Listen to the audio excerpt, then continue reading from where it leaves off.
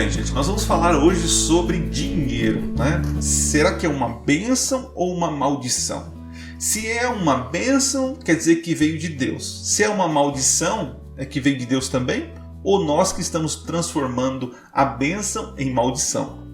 Então a intenção de hoje aqui é quebrar alguns paradigmas e fazer com que você observe ou veja de uma forma diferente o dinheiro. Essa é a minha intenção.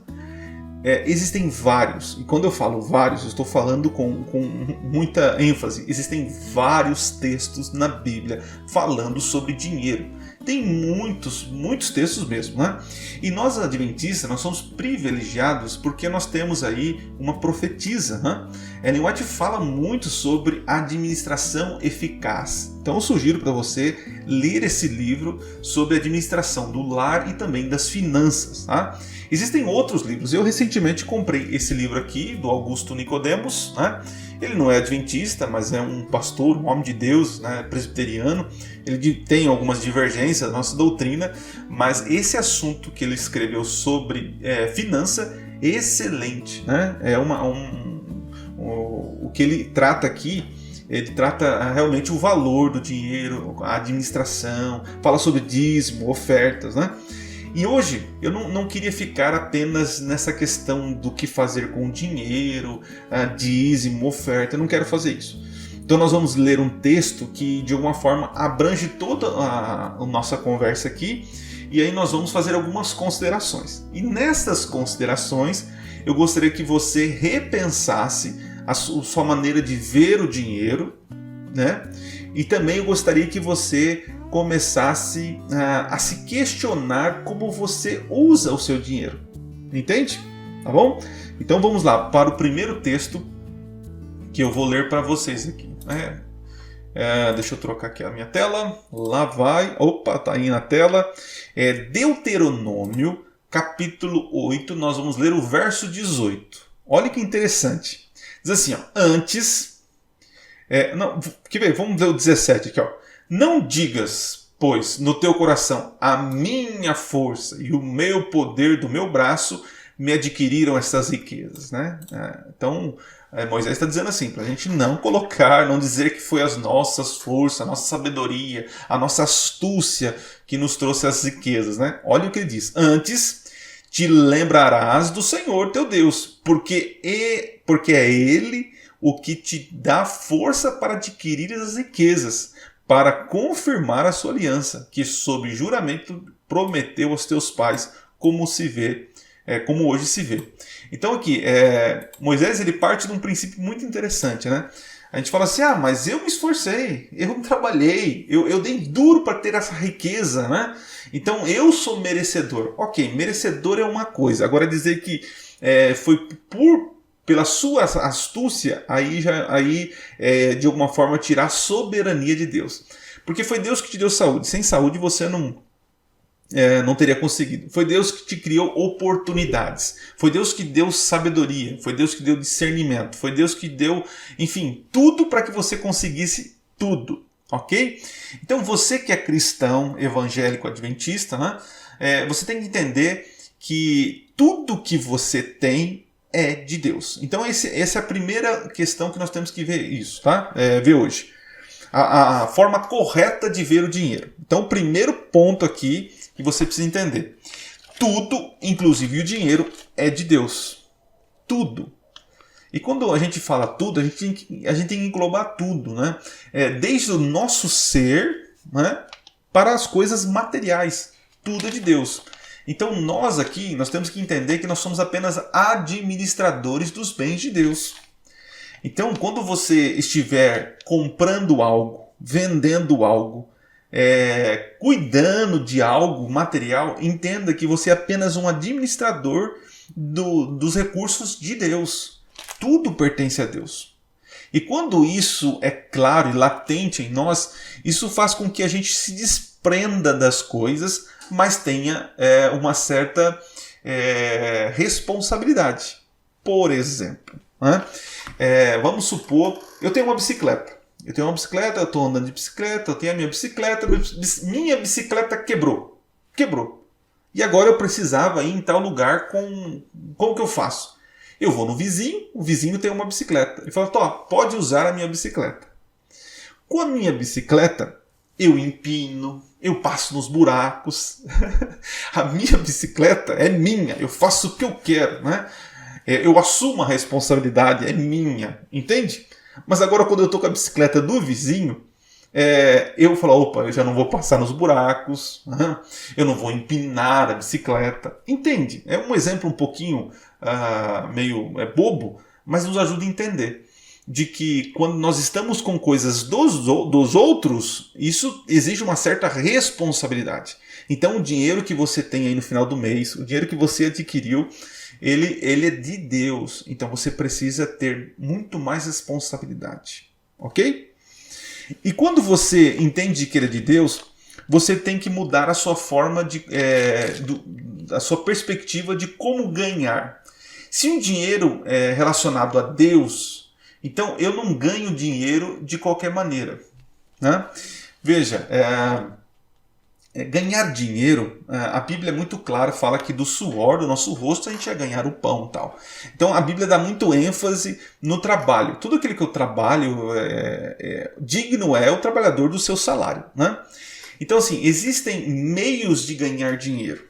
Há formas lícitas, formas ilícitas, formas morais e formas imorais, ok?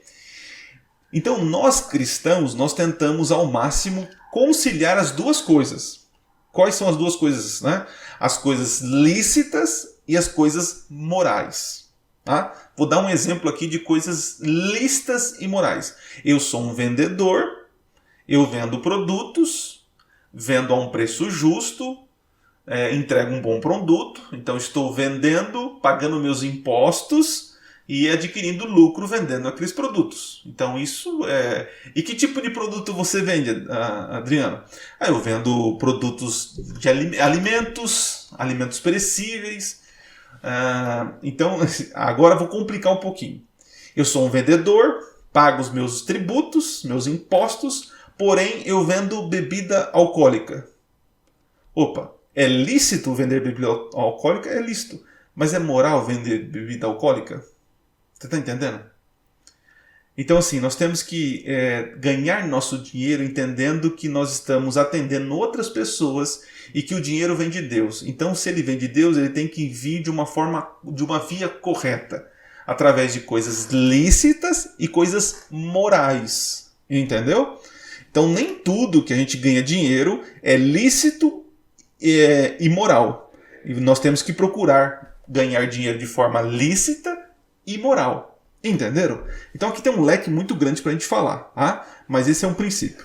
Então quando eu entendo que o dinheiro é de Deus, eu vou ganhar ele de forma lícita e de forma moral, tá?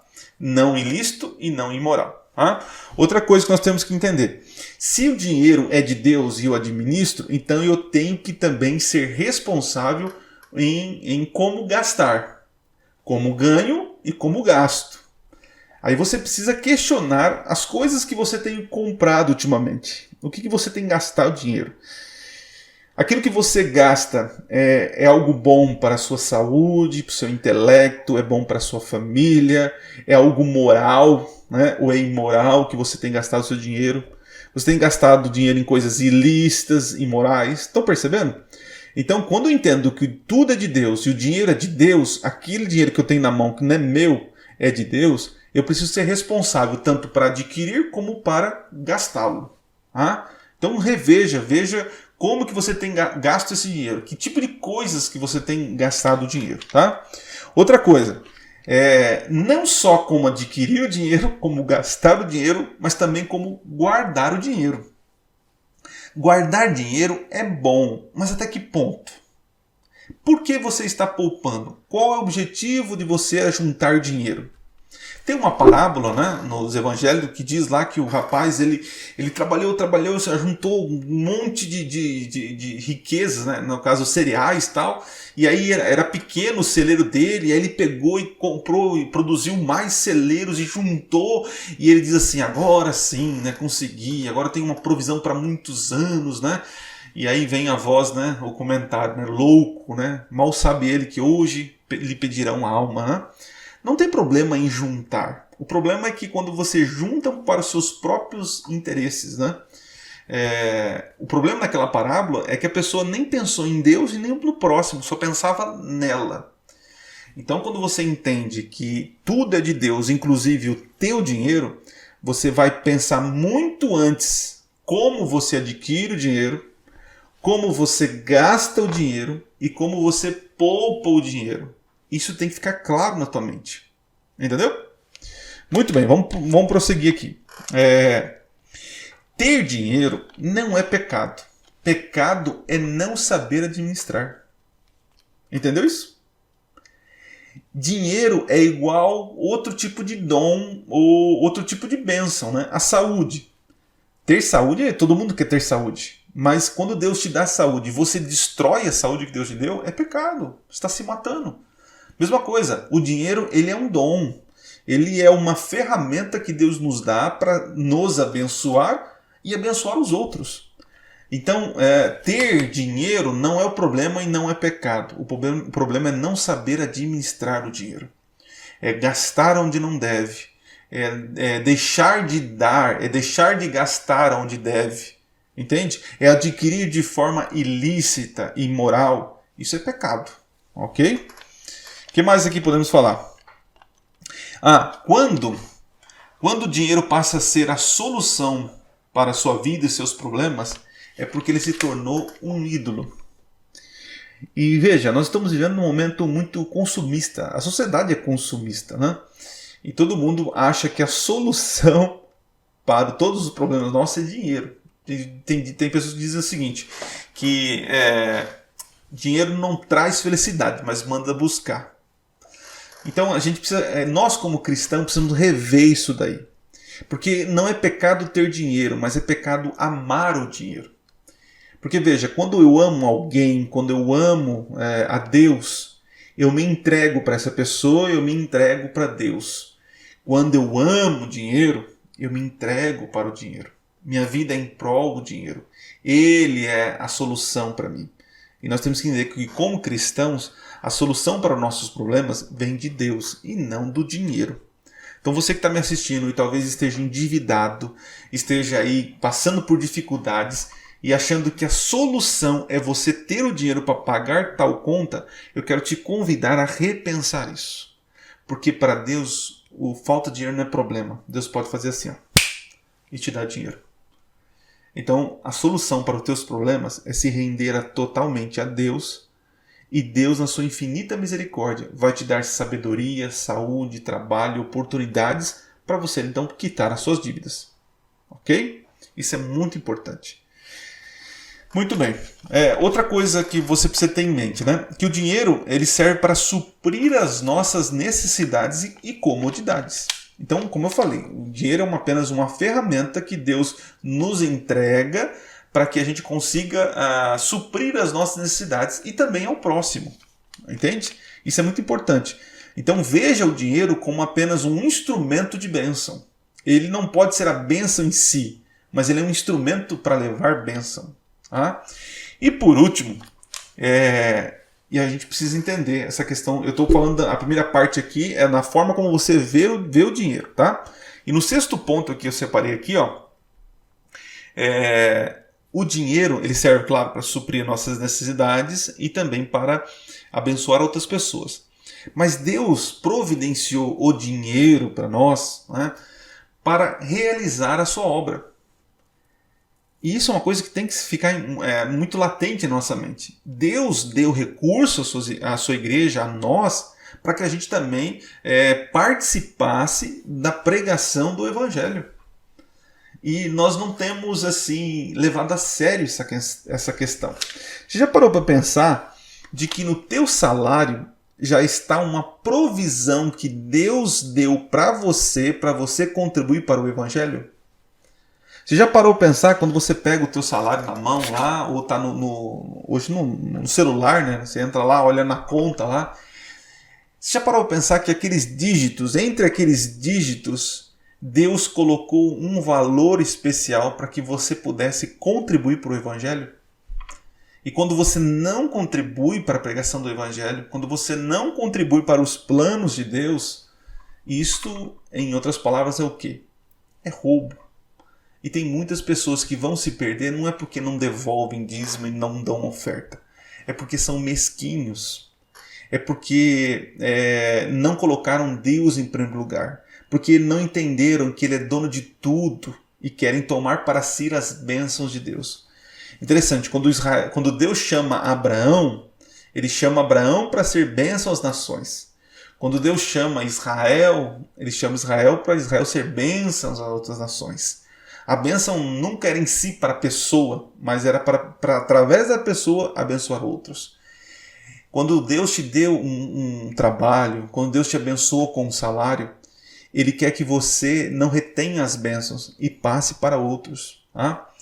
Então isso é importante você entender que no teu salário já existe a provisão de Deus para a pregação do Evangelho. E se você não tem participado disso, você está retendo as bênçãos. Tá? Outra coisa, se todos nós vivêssemos isso, será que a nossa realidade como igreja hoje seria a que nós temos hoje? Eu tenho falado para vocês, né, sobre a questão da dificuldade que está para construir igreja, para reformar a igreja, para pagar as dívidas da igreja. Porque veja, o nosso povo é abençoado. Nosso povo é abençoado. E veja, você não dá para Deus para ser abençoado. Você já foi abençoado. E porque foi abençoado, você contribui e reparte a bênção de Deus. Né? Então, reveja essa questão como que você observa o dinheiro. Entenda que o todo que você tem nas mãos, parte dele não te pertence. Pertence às pessoas próximas a você e pertence ao Senhor. Então, reparta. Né? Entenda que as bênçãos não é só para você. Tá? Muito bem. Consequências da má administração. Agora eu vou falar de alguns pontos importantes aqui. Quais são as consequências de não saber administrar o dinheiro? E talvez você se encaixe aqui. Lembrando, gente, eu não estou aqui vomitando regras para vocês. Eu tenho dificuldade. Eu não tive uma educação financeira. Eu não tive, né? Meu pai não sentou comigo e explicou, filho, quando você vai ter o salário, você faz isso, tal. Eu aprendi apenas o seguinte, moleque, você vai trabalhar, ganhou, traz o dinheiro para casa. É isso que ele me ensinou. Só que ele não me ensinou, e também ninguém ensinou para ele, né? A gente vem de uma cultura, de uma família que não tinha essa questão. Eu tenho amigos que uma mãe sustentava uma família com salário mínimo, porque era toda organizada. Eu não tinha essa organização. Eu fui aprender a lidar com finanças, gente, com finanças no meu casamento. E interessante, né? Eu quero falar sobre família, né? Sobre família. E no casamento a gente tem algumas fases, né? Todo casal que está me assistindo aqui vai entender o que eu vou falar. Eu já passei pela fase da briga por causa de relacionamento, né? Questão do sexual, de carinho. Eu fiquei mais maduro quanto a isso. Mas no começo todo casal passa por esse problema, porque um ou outro não entenderam a questão do cuidado e atenção um para o outro. Aí tem casais que infelizmente até hoje sofrem com isso, porque não entenderam esse cuidado, essa doação um para o outro. Depois tem a fase, né, da questão financeira. Porque um é mais descabeçado que o outro, porque um não ouve o outro, um gasta mais que o outro. Então, eu sei o que eu estou falando. E talvez alguns casais que estão me assistindo sabem disso, né? Nós precisamos aprender, né? Interessante, são poucos os casais que vão se casar e antes passam por uma preparação, né? Nós temos o curso de noivos, mas ele não é tão suficiente, né? Ele é apenas um start. E um dos problemas hoje, em muitos matrimônios, é a questão financeira. Então, quem está falando aqui com vocês não é uma pessoa perfeita. Eu tenho dificuldades. Para vocês terem ideia, em 2018, quando nasceu a Emanuela, a Manu, eu e minha esposa adquirimos muitas dívidas. Porque por causa do tratamento dela, caríssimo, gente, foi caríssimo. Eu tive que vender um carro, né? E depois comprei um carro sem ter dinheiro, uma burrada que fiz, e foi virando uma bola de neve. E eu me arrasto essas coisas até hoje. Então, assim, hoje eu poderia estar mais tranquilo financeiramente, porque um pastor adventista não ganha rios de dinheiro, ele ganha o suficiente para sobreviver. Só que esse suficiente, se eu fosse uma pessoa organizada, eu acredito que eu estaria melhor financeiramente. Talvez seja o caso de você, que é casado há muito tempo e que ainda não se organizou, né? Então a gente precisa entender que se o casal não é organizado financeiramente, vai ter problemas. Então um dos problemas que eu separei aqui, primeiro, é o afastamento de Deus. Quando você está endividado, quando você está com dificuldade financeira, a tua tendência é ficar fraco na fé. Por quê? Surgem algumas questões, né? Uma delas é o esfriamento da fé, porque você começa a se concentrar no problema e esquece da solução e de quem pode te ajudar, né? Se apega mais à solução, que é ter o dinheiro e pagar as dívidas, e esquece daquele que pode te prover as condições para pagar as dívidas. Entende? É natural do ser humano. Quando você não administra bem os seus recursos, a tendência é você esfriar na fé. Tá? O que mais? Outra coisa. Há uma distorção sobre o caráter de Deus. Né? Quando você está endividado, com problema financeiro, né? Com dificuldade, e de repente não acha solução, você começa a olhar para Deus e fazer algumas perguntas. Por que, Senhor? Por que eu estou sofrendo desse jeito? Senhor, por que o Senhor permitiu isso? Senhor, por que você não consegue um trabalho melhor para mim? Senhor, por que você não abençoa? Senhor, eu sou dizimista. Senhor, e a gente vai distorcendo quem é Deus. A gente vai criando situações imaginárias na cabeça para que Deus faça as coisas. Tá? E a gente muitas vezes se sente mal amado por Deus, esquecido por Deus, mas não é isso. São problemas que nós mesmos criamos. E por não ter soluções, achamos que Deus é obrigado a fazer assim, ó, e resolver nossos problemas. Então nós vamos, de alguma forma, distorcendo o caráter de Deus na nossa cabeça. Tá? Então, veja como é importante você ter uma boa administração do dinheiro, das suas dívidas, para que você não seja prejudicado espiritualmente. Para que você não crie certos inimigos imaginários. Eu já conversei com várias pessoas com dificuldades financeiras, e eu já passei por isso. A gente cria inimigos imaginários. Quem são eles? É o diabo. Ah, pastor, estou sofrendo porque o diabo, olha, ele me tentou, eu comprei isso. Ah, ele me tentou. O diabo, olha, está acabando com a minha família. Fala, E aí eu vou ver o problema, não é o diabo, é ela que não sabe administrar o dinheiro. Ah, pastor, olha, eu podia estar melhor porque a minha mãe que tem dinheiro não me ajuda. Olha, o meu irmão que tem dinheiro não me ajuda. Então o inimigo dessa pessoa agora são as pessoas que têm dinheiro e não ajudam ela. Tá percebendo? Ah, o meu inimigo aqui, pastor, é minha esposa. Ah, é o meu marido que é descabeçado. Sempre são os outros, não é ela a má administradora, né? O mau administrador. Então veja como é problemático as consequências que nós temos quando a gente não administra de forma correta aquilo que Deus tem nos dado. Tá? Continuando aqui. E também cria em nós uma certa avareza, um certo egoísmo. Porque se eu estou gerindo mal o meu negócio, o meu dinheiro, e estou com dívidas, a tendência quando eu ganho dinheiro é segurar, é reter. É reter na esperança, ou na esperança não, no medo de que não vai ter mais. Então a gente retém. Então tem muitos irmãos que estão endividados, recebem um salário e não devolvem o dízimo e oferta. E não pagam certas contas, porque pensam o seguinte, não vai que eu não vou ter. E aí gera no coração um egoísmo, avareza, um certo medo de que não vai ter mais. Entende? É nesse momento que a gente tem que entender o seguinte, que Deus é o dono do dinheiro. E é Deus que vai prover meios para te ajudar. Então é nessa hora que você tem que demonstrar fé.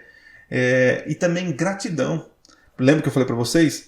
A gente não devolve o dízimo, não dá oferta para ser abençoado, mas porque fomos abençoados. E quando retemos essa bênção, retemos as bênçãos para outras pessoas que seriam abençoadas. Isso é egoísmo. Percebe? Deus não precisa de dinheiro, mas Deus precisa de pessoas fiéis e pessoas generosas que habitarão o reino celestial. Percebendo? Então, devolver dízimo e dar oferta são um mecanismo, ferramentas que Deus criou para nos exercitarmos na generosidade, tá? Para que a gente não seja egoísta. O nosso Deus, gente, é o Deus da oportunidade. Deus cria situações para a gente desenvolver as disciplinas espirituais, né? Como a bondade, né? O altruísmo, a generosidade. Tá percebendo? Beleza? Muito bem. Então, cuidado, né? Cuidado aí com a má administração. E agora eu vou partir para a parte final, que são dicas práticas para você poder ter um norte aí do que fazer com seus recursos. Tá certo? E a última dica é a mais importante, tá? Eu vou deixar por final. Então vamos lá. Primeira coisa. Saiba quanto você ganha. E parece uma pergunta boba, né? E isso é algo simples de fazer e muitas pessoas não fazem. Saiba quanto você ganha. Quando eu falo isso, eu quero dizer o seguinte. É o teu salário, só que aí você desconta aquilo que não é seu. O que não é seu? Então você vai tirar o dízimo, vai tirar a sua oferta e aquela isso. Você pega o teu salário e tira aquilo que não lhe pertence do seu salário. Aí você vai ter realmente aquilo que é seu, o bruto ali, o bruto, tá? Ou podemos falar líquido, vai ser líquido. Então você já tirou aquilo que é do Senhor, tá? Isso já é primeiro, é um exercício de fé. Então você precisa saber quanto você ganha. Eu ganho R$100. Será que é R$100? Não é R$100. É menos 10 do dízimo e agora a oferta de gratidão que eu vou dar. Aí tira. Agora sobrou isso na mão. Isso é o meu. Tá. Então isso é importante. Você precisa saber quanto você ganha. Sabendo disso, agora você tem que entender o seguinte. Não gaste mais do que você tem. Pastor, nossa, inventou a roda agora. Mas nem isso as pessoas fazem. Isso é uma coisa muito importante, né? Não gastar mais daquilo que você tem. Há uma sensação em nós de que enquanto nós estamos trabalhando e ganhando dinheiro, nós temos condições ilimitadas. E isso na cabeça de muitos é assim. Nós temos, porque estamos trabalhando naquela semana, naquele mês, e isso de alguma forma cria em nós um senso de segurança que sempre vai ter, então eu posso gastar, que o mês que vem eu reponho. Não caia nessa besteira. Trabalhe com aquilo que você tem e gaste aquilo menos do que você ganha. Tá? Outra dica importante. Não se iluda. E está aqui uma pessoa que já se iludiu muito, né? Não se iluda com um parcelamento. Não, eu vou ali na Casas Bahia parcelar em tantas vezes, né? Veja, existem casos e casos para parcelamento. Tem pessoas que não têm condição para ter uma casa própria, em vez de ficar pagando aluguel, faz um parcelamento. Beleza, em vez de pagar o aluguel, você paga algo que é seu. Opa! O carro. Carro é bom o parcelamento? Em certas situações, sim. Depende de como está o governo, a economia do governo e tal. No meu caso, para mim, nesse momento, o parcelamento está resolvendo ter um carro. Mas tem momentos que não compensa. Então, não caia na besteira de ficar parcelando tudo. Não. Tem coisas específicas na sua vida que podem ser pensados em parcelar. Mas não caia nesse negócio de parcelar em 10 vezes. Vou comprar um celular. Compra o celular 10 vezes, né? Compra um negócio em 10, 12 vezes. Fica um pouquinho por mês. Gente, isso é uma ilusão tremenda. Tremenda. Tome cuidado com isso. Outra coisa, né? O cartão de crédito. Gente, isso desculpa a palavra, é uma desgraça. Se você não tem uma educação financeira, se não te ensinaram a lidar com o dinheiro, cartão de crédito não foi feito para você. Não foi feito. Tá? Tem pessoas que sabem usar isso? Tem pessoas que sabem. Mas 90% da população não sabe. E é mais provável que você esteja no 90% do que nos 10% que saiba. Então admita que você não sabe usar cartão de crédito. E não use. Né? Corte o cartão. Tá bom? Pastor, mas veja, existem situações e situações. Mas eu estou falando para pessoas que pegam o cartão de crédito e ele cria uma falsa sensação de dinheiro na mão, mas você não tem dinheiro. Você está gastando um dinheiro que você provavelmente vai ganhar. Então você já está contando com o ovo dentro da barriga da galinha. Isso é muito perigoso. Num país onde a nossa economia não está estável, né? Então é perigoso você fazer contas contando com as coisas que virão, né? Então tome cuidado com isso, né? Eu já me enforquei com cartão de crédito, eu já me enforquei com cheque especial, já fiz muita caca na vida. E a gente é cabeçudo, né? Vai aprendendo com os próprios erros, né? Mas quem dera você seja sábio, né? Como muitos aprendem com os erros dos outros. Tá? O que mais aí? Uma dica especial para você: pague à vista. Pague à vista, é muito bom. Pode ser que a gente tenha esse senso, não, eu quero muito esse livro, mas eu não tenho condição de comprar agora, eu compro no cartão, pago o mês que vem. Não faz isso. Né? Eu lembro quando eu estudei, quando eu estava no seminário, e ali as condições eram muito precárias para mim. E aí eu e minha esposa, nós comprávamos as coisas à vista. E foi um período de paz, gente, de paz, sem preocupação para a conta pagar. Apesar de não ter as coisas que a gente queria no momento, a gente teve que respirar, esperar um pouco, entrava o dinheirinho e comprava à vista. Foi um período muito bom na nossa vida.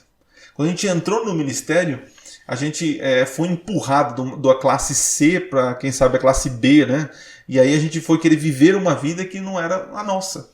E nos enrolamos. Então cuidado com isso, tá?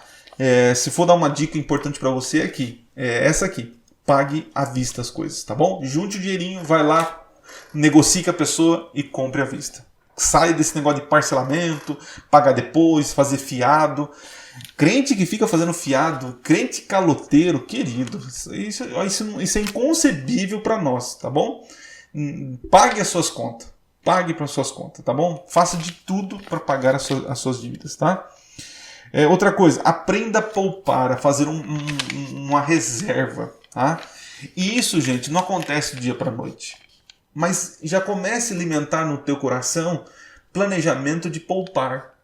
Assim como você tira aquilo que é de Deus, que é o dízimo e a oferta, aprenda também a tirar um pedacinho para guardar por uma questão de segurança. Eu conheço alguns amigos que fazem isso e que não teve momentos que precisou usar. A gente nunca sabe o que vai acontecer, né? Então é importante aprender a poupar, tá certo? O que mais? Estou agora na a penúltima dica. Eu falei que a última era mais importante. A penúltima dica: viva dentro das suas posses e não se sinta na obrigação de ser igual a outros.